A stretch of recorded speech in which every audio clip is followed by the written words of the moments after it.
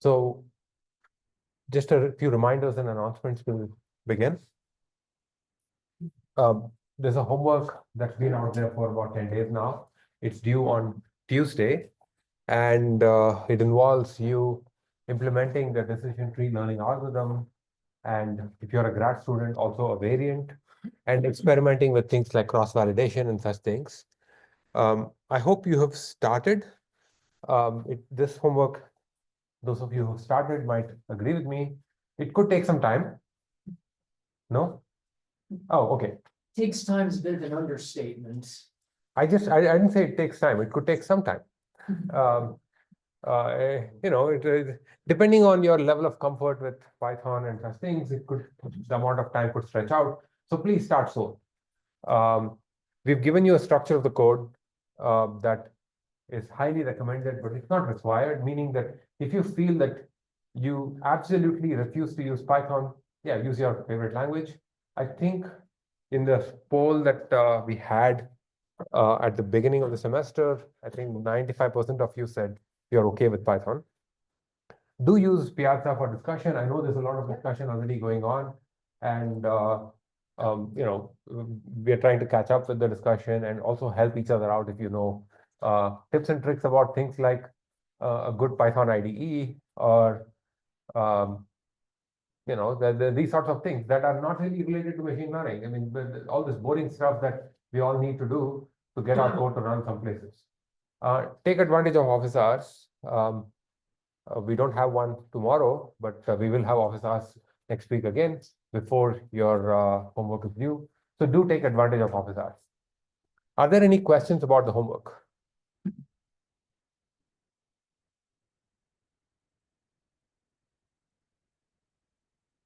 Have people started? Okay, many of you. Okay, good. Yeah, because like I said, it's better to start early and iron out the boring issues before you actually get into the machine learning parts of things.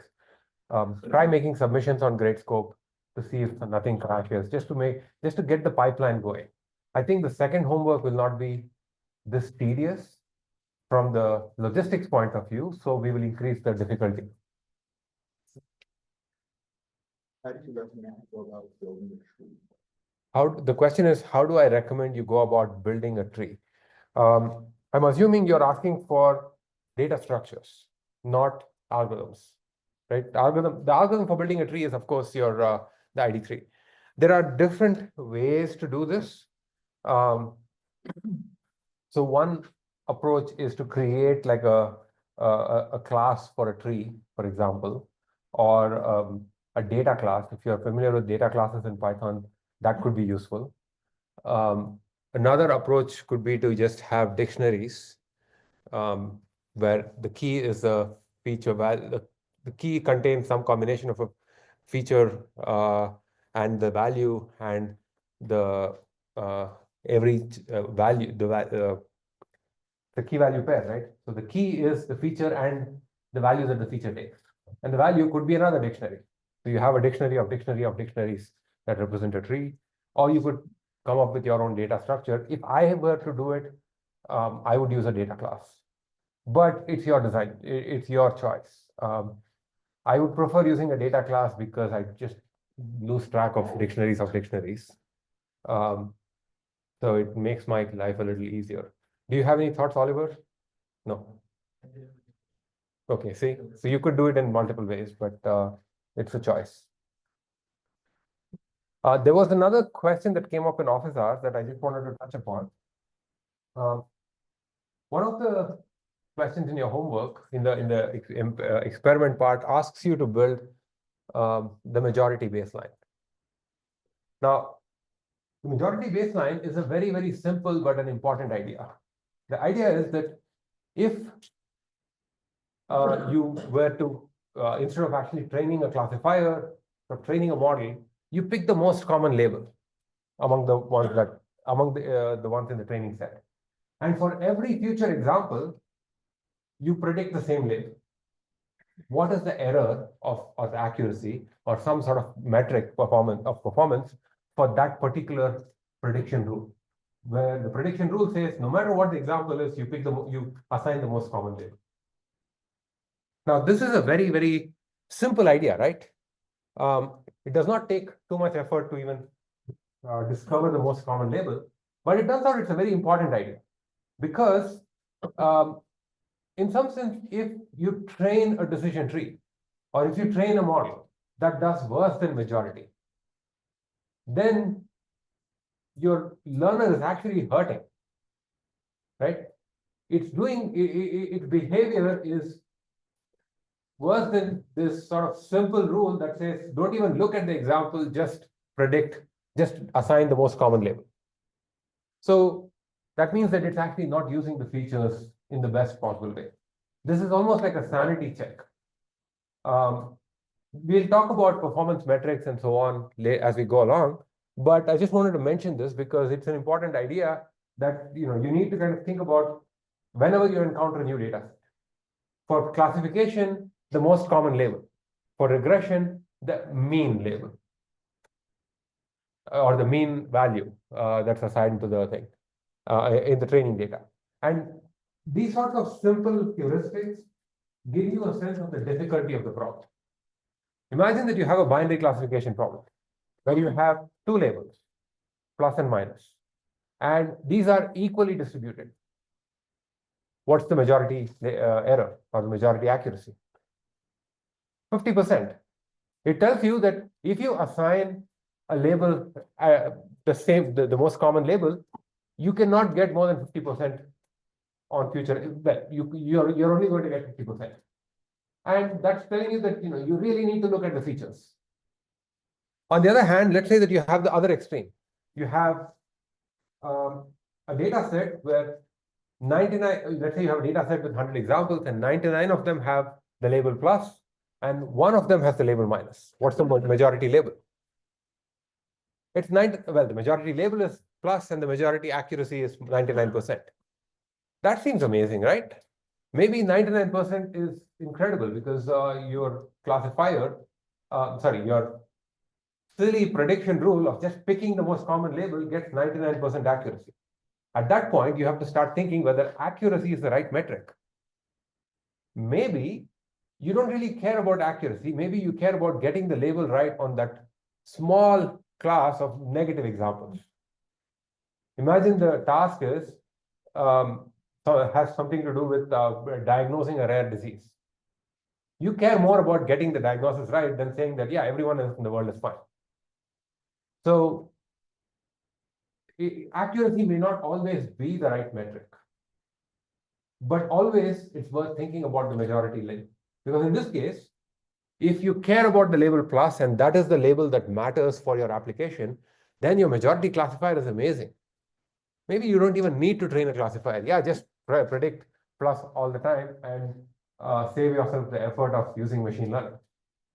On the other hand, if you care about the label minus, then you have to do this distribution of labels tells you may have to do a lot of work because it's a very difficult prediction problem. So once again, the majority classifier gives you a hint about the difficulty of the task. Kind of went into a tangent there. Let's step back up a bit. Are there any other questions about the homework?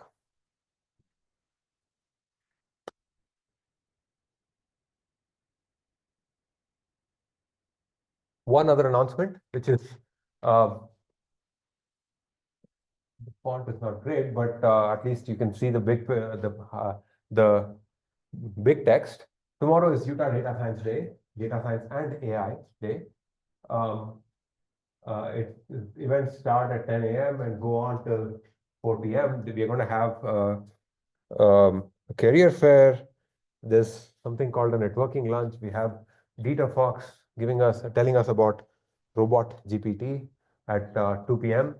And we have research highlights, which talks about AI on 3 different topics: AI in computer vision, data science in human mobility, and machine learning for astronomy. Could be fun. So if you have the time, please attend. If you want more information, you can go to datascience.utah.edu. All right, I'm going to now get to the actual content of today's lecture. in the last lecture, we were looking at linear models. A linear model, just to remind you, is just a prediction rule for linear classification. A linear classifier is a prediction rule that says given features, I'll call them x, the vector, which is x1. There are d of them. There are d, so you have inputs which are d-dimensional feature vectors. And the way you make a prediction is you have some parameters w, which is another vector. You compute w transpose x, which is nothing but the sum of wi xi. And you add a bias term, which is another parameter. And you check if this quantity is greater than or equal to 0. If it is greater than or equal to 0, then the label is plus. Otherwise, the labels are minus. This is called a linear classifier. I've not told you about the details of any algorithm to learn linear classifiers. All I have done is to tell you, here's a hypothesis class. Here's a class of functions that can take any feature vector and predict and systematically assign a plus or a minus label to it. And this class of functions is every member of this class of functions is identified through these parameters w and b. So the w and the b are going to be produced by your learning algorithm. So this is a linear classifier. Similarly, there's also a linear regressor. A linear regressor produces a real number. The real number is nothing but b plus w transpose x. So if you want to produce a real number output for an input feature vector, a linear regress, and you choose to use linear regression, then your function will look like b plus w transpose x. And we looked at a little bit more. We looked at the geometry of linear classifiers and so on. Are there any questions about the mechanics of this thing?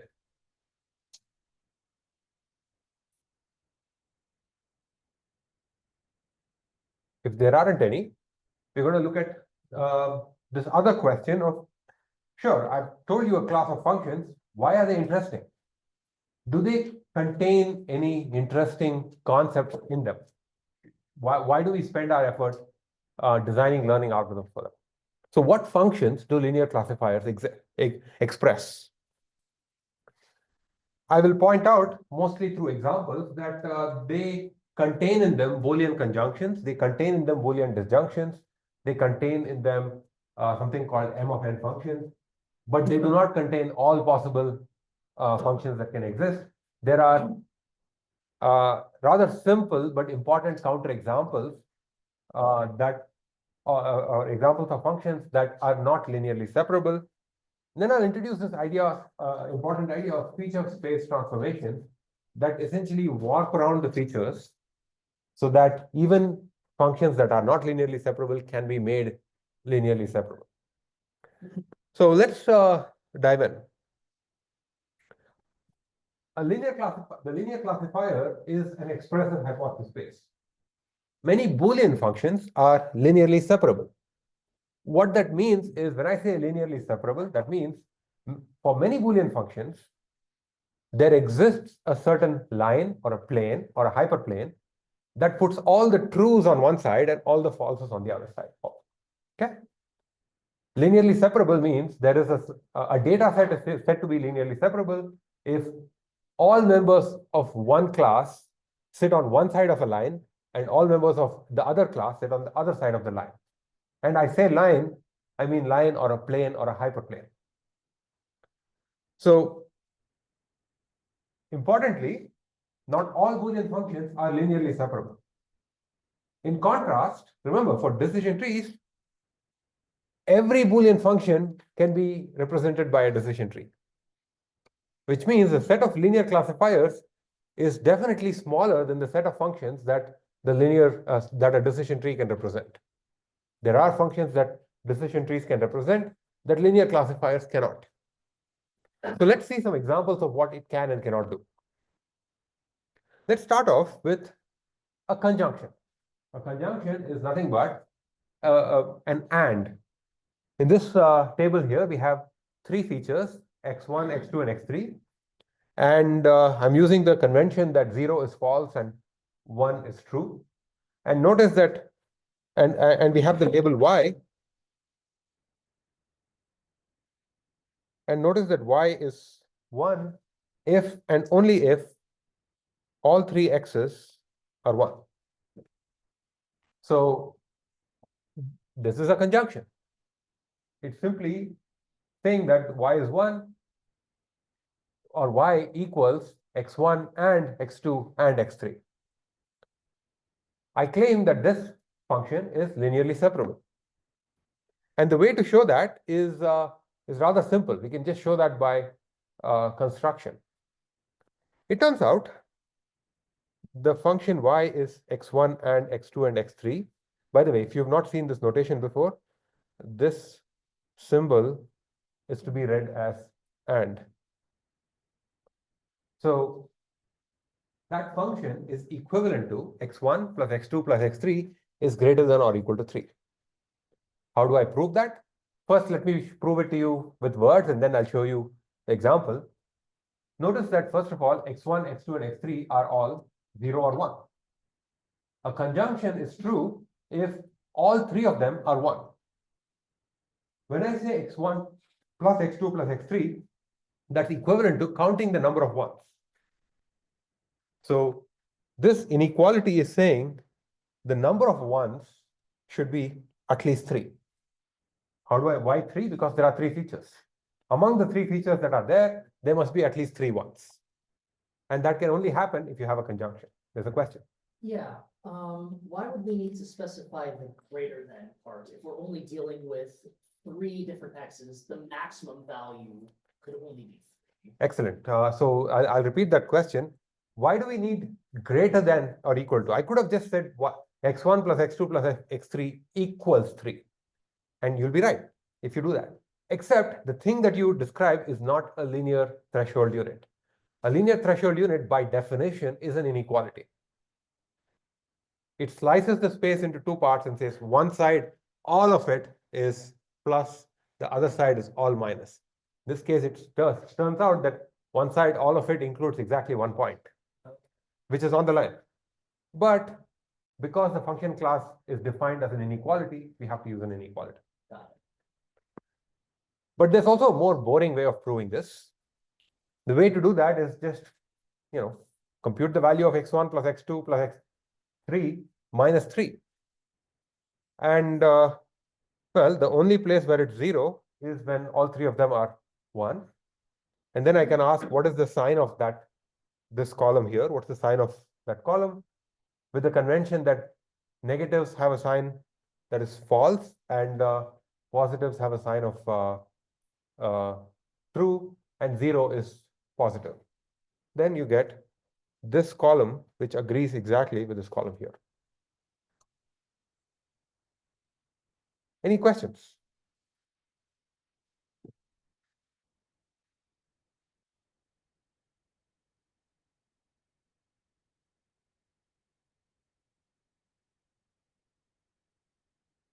What I've done here is to show I've not shown you that all conjunctions are linearly separable. I've shown you that this particular conjunction is linearly separable. So this is not really a proof. It's just an example. But it turns out this argument can be generalized a bit. It turns out it's also okay to have negation. Instead of x1 and x2 and x3, if I had x1 and x2 and not x3, you can almost treat this as a recipe. The recipe is whenever you see negation, you just put 1 minus x. Because 1 minus 0 is a 1. Let's say I have a 1 and a 0. 1 minus 1 is a 0. 1 minus 0 is a 1. So this corresponds to a negation. So wherever you see a x, you put a 1 minus x and you get a negation. You plug it into exactly this thing, but make sure that you, because x3 is negated, you use 1 minus x3. And what you have here is a different linear threshold unit that corresponds to x1 and x2 and not x3. And if you want to prove this in a more rigorous way, build your own truth table. just do something like this and make sure that they're okay. And this argument can be generalized to an arbitrary number of features. I'm going to tell you this without proof, but it turns out you can also express disjunctions as linear threshold unit. A disjunction is nothing but an OR of variables. So the disjunction table here would have a 0 here and a 1 everywhere else. And turns out a disjunction can also be expressed as a linear threshold unit. I'll leave it as an exercise for you to invent how to do that. It's not too difficult, and the intuition is you count the number of ones. And you count the number of ones and you somehow threshold it. Any questions?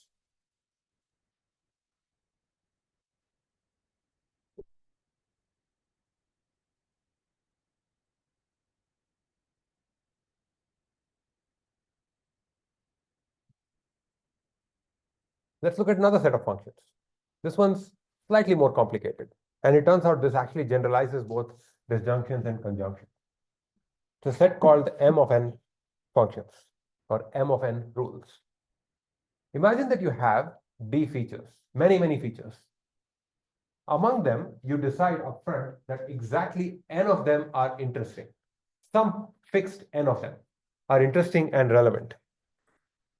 So for instance, here you have 5 features, x1 through x5. And I've decided that x1, x2, and x3 are the only interesting features.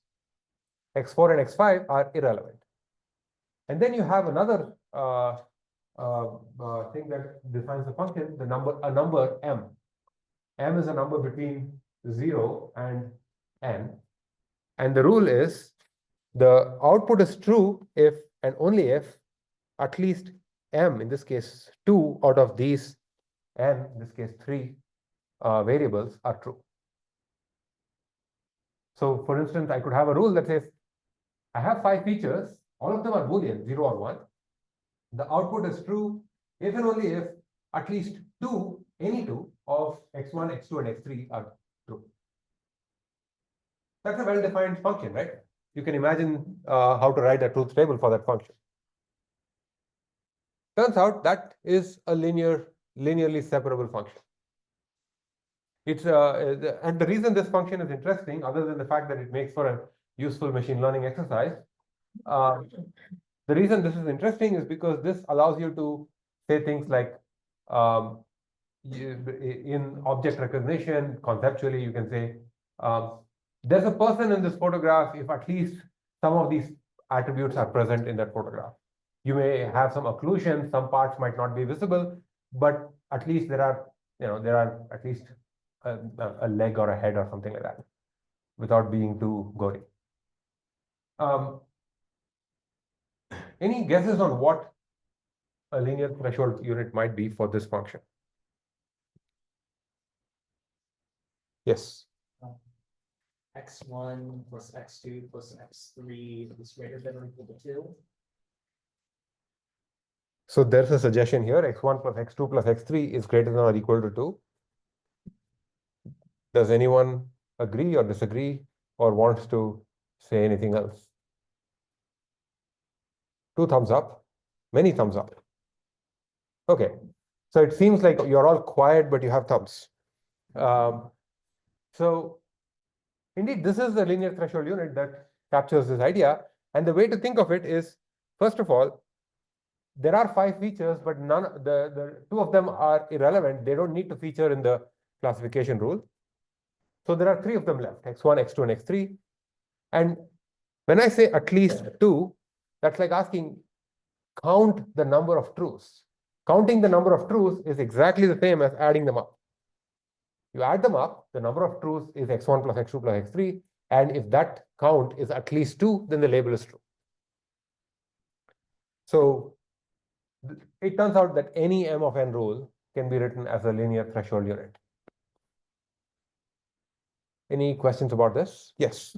Why are we making this a 5-dimensional problem with x1, x2, x3, x4, x5 if only x1, x2, x3 matters?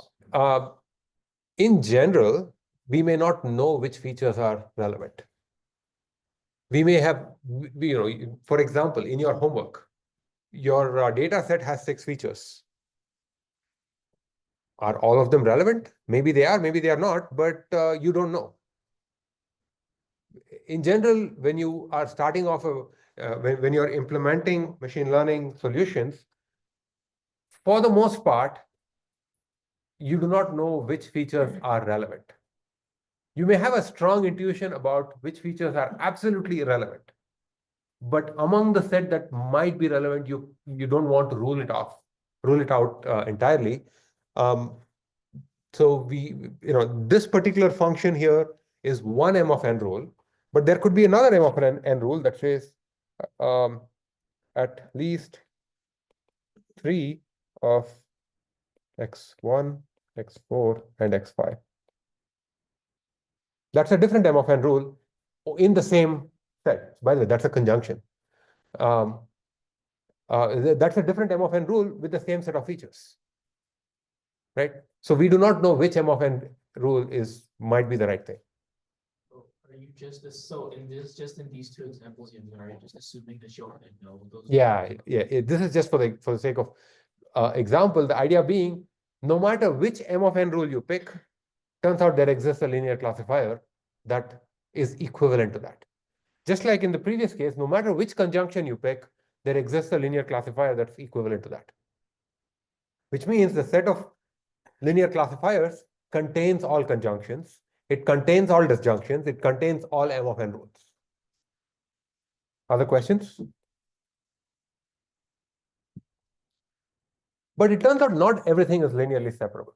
And the classic counterexample is the parity function, XOR, or something that looks like this, where this is an example in 2 dimensions, where you have pluses and minuses that are spread out in such a way that you cannot draw a line that separates the pluses and the minuses, right?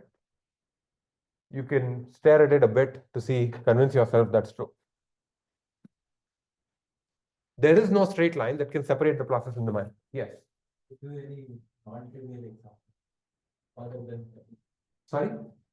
other than parity, is there any other example? There are many non-trivial examples. In fact, many random Boolean functions are not going to be linearly separable. I probably have a non-trivial example in the very next slide. But this is an important counterexample because it's for historical reasons.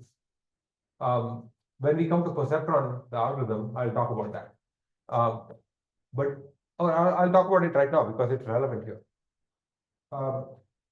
The perceptron algorithm was invented in 1958, and there was a huge hype around it. And it took almost a decade for someone to figure out, people knew about it, but someone to formally kind of write down and prove that the linear classifiers cannot represent parity. And that served as a big downer for the hype. And it took away a lot of research funding, among other things. But the XOR function is a good sort of a counter example for a lot of bad cases in machine learning. Just so happens. But since you asked for a non-trivial example, XOR is not linear. That function there is probably not linear. You pick some random complicated Boolean function with high probability, it's not going to be linear. Just so happens. Does that satisfy your other questions? Just draw 2 lines. I mean, like when you're removing this in code or something, just be pretty trivial. Just draw 2 lines. So you could, so you can draw one line here and say this is all positive, and another line here and say this is all positive. You could do that, but this is no longer a linear classifier. A linear classifier is a single line by definition. What you have here is actually, it turns out, equivalent to a multi-layer network. And that's the problem. You have a combination of multiple decisions or multiple thresholds. And when you start doing that, we won't talk about it until we come to support vector machines and such things. When you start doing these sorts of things, the learning problem becomes slightly more complicated. because learning requires you to find those lines, right? Okay. But even functions that are not linearly separable, it turns out can be made to be something that's linearly separable. Not with the two-line trick, but something that I think mathematically is, I think, identical to that without actually drawing two lines. So consider this example here. Here, I have a one-dimensional feature space. Every instance is a point on this number line. And my goal is to try to separate these things with a one-dimensional line. What's a one-dimensional line?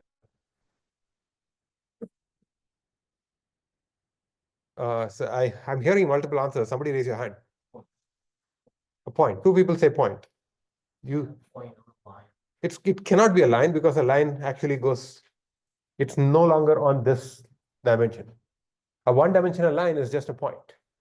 So if you try to place a separating point, let's use here and say everything on this side is positive, then of course, or everything on that side is a plus, then all of these are mistakes. You can see you can't split this line into two parts and say one side is all plus, one side is all minus. You can't do that. And the answer is that there's a neat trick here, which is to change the representation. Your features, your data sits on this line. That doesn't mean that the classifier that you're training has to look at the data as if it sits on this line. What you can do is you can pre-process the data and convert it into a two-dimensional data set by, for every point x, you introduce a pair, a two-dimensional thing by saying x comma x squared. In other words, you take this sequence of points and convert it into this. This point here, which was -2, has now become -2 comma 4. This point, which is +2, has become, or +1, has become +1 comma 1. So there is a deterministic mapping from any point on your original instance space onto this parabola. But notice that this parabola now sits in a two-dimensional space of this feature and that other feature. And you can draw a line in these two dimensions that separates out the pluses and the dots. In this new feature space, your data is linearly separable. What I have done here has different names. One, basically, one way of saying this is I have changed the representation, or I have blown up the feature space. This has some close connections to something called the kernel trick, which we will probably not be able to get to eventually. I have constructed a feature transformation. I have transformed my input features so that the instances now lie in a different feature space, which can be computed using from the original one. And in this different feature space, things are linearly separate. The data is linearly separate. Any questions? Yes.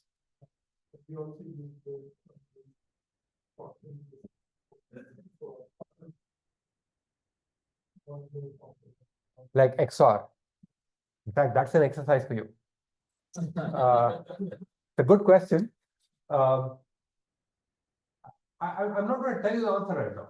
Think about it, because this requires a little bit of thinking, and it will force you to kind of understand this concept of feature transformation. But it turns out that for any function, there exists feature transformation that allow you to make the data linearly separate. Notice I did not say you can find a feature transformation. There exists a feature transformation. Whether you can find it or not is a different question. For XOR, it turns out you can. For that simple example that I showed you, you can. But for real life data, you may not be able to. And it turns out there is an entire field of machine learning dedicated to discovering those feature transformations. That field of machine learning has different names. One of those names is also deep learning. Turns out. You had a question. Oh, I have the same exact question. Okay, you get the same answer. Yes. Other questions? Yes. You could, of course, in this case, x to the 4 is going to work. Any sort of a function that puts the pluses on one side and the circles on the other side will work. So feature transformations are not necessarily unique. In fact, here's another one that works, x squared plus 1, x squared plus 2. So there's an infinite number of feature transformations that all allow the data to be linearly separable. Yep.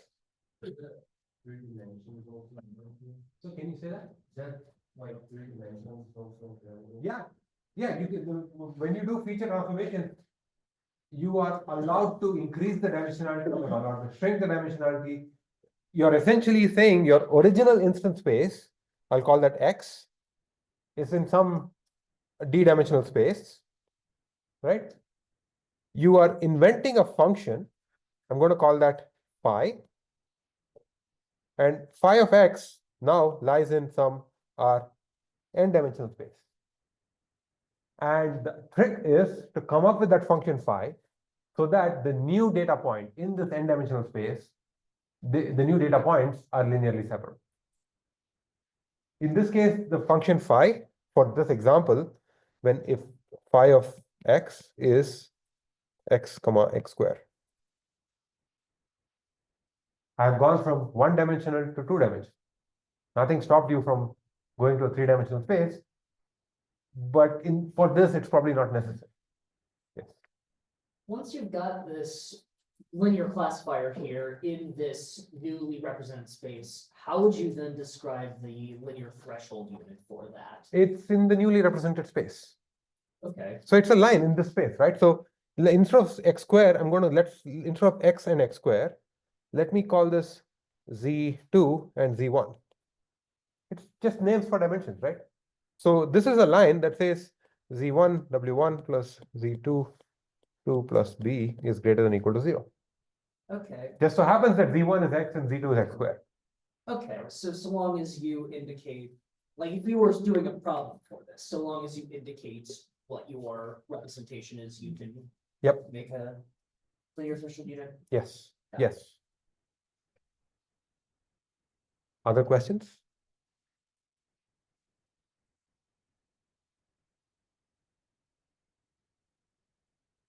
Okay, so yeah. Just to clarify, you said that there will always exist a function that does make it linearly separable. Yes. Like that, we'll find it. Finding it might be as hard as solving the learning problem itself. Yeah. And so, there's something else.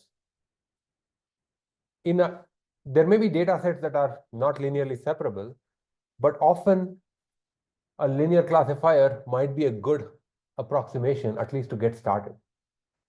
In this case, the data I don't think is linearly separable, but I can draw a line that is almost right. It makes a small number of errors, so it's like a simple classifier that you can use to get started with your machine learning exploration. So what I would normally recommend is start building a linear classifier with the features that you have. See if it works. Introduce complexity with all these things like learned or deterministic feature transformations and so on, if necessary. Start off with simple things. So to quickly summarize, linear classifiers are an expressive hypothesis class. Many functions are linear or linearly separable, and many of them are not. In either case, the set of linear classifiers is a useful first guess for a hypothesis space. There are many functions that are not linearly separable, but there are ways of making them linearly separable by changing the representation, like we saw just now.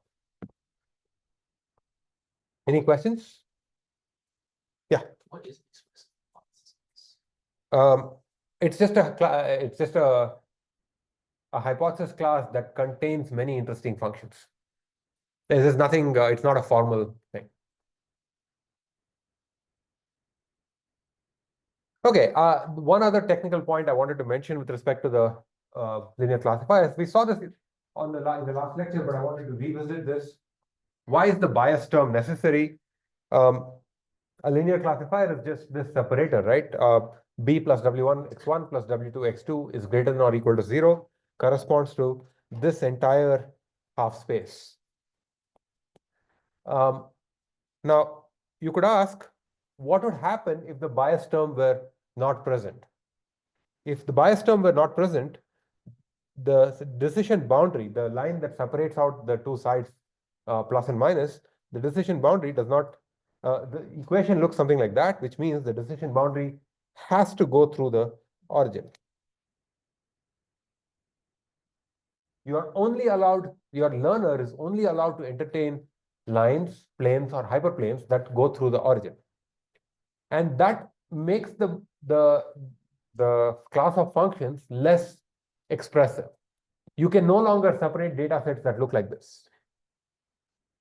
Just by adding that one extra parameter, you're increasing the expressiveness of your set of functions.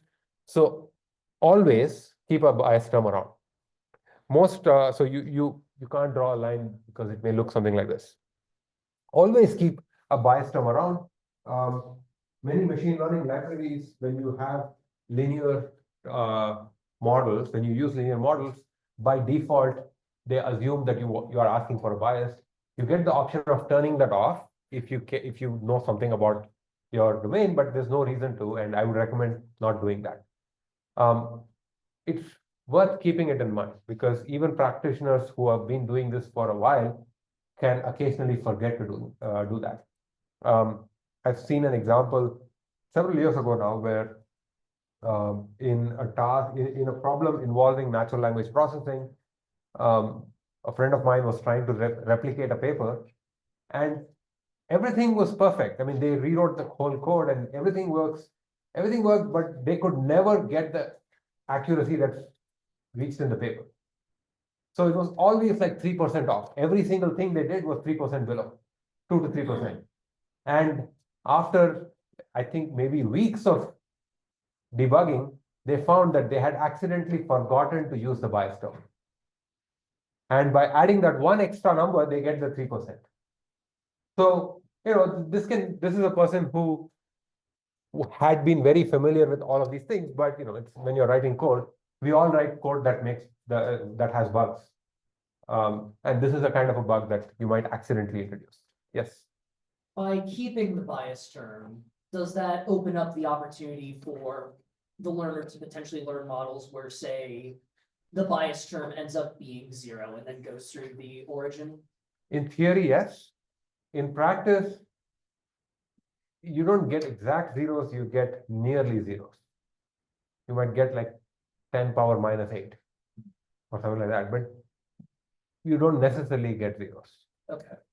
But it's not, 0 is not excluded from the search. Okay, yes. Optimization perspective, could we think of a bias term as a constraint on the optimization? It's not a constraint. Why do you say that? I mean, just because of the way that we're just setting that new threshold. Oh, you know what? Actually, if the bias term were 0, then it's a constraint. If the bias were 0, you're saying I could have had lines that live anywhere in this plane, but I want it to go through the origin. But if the bias were not 0, then it's actually the absence of a constraint. So to quickly wrap up this section on linear classifiers and linear models, just a couple of reminders of those exercises.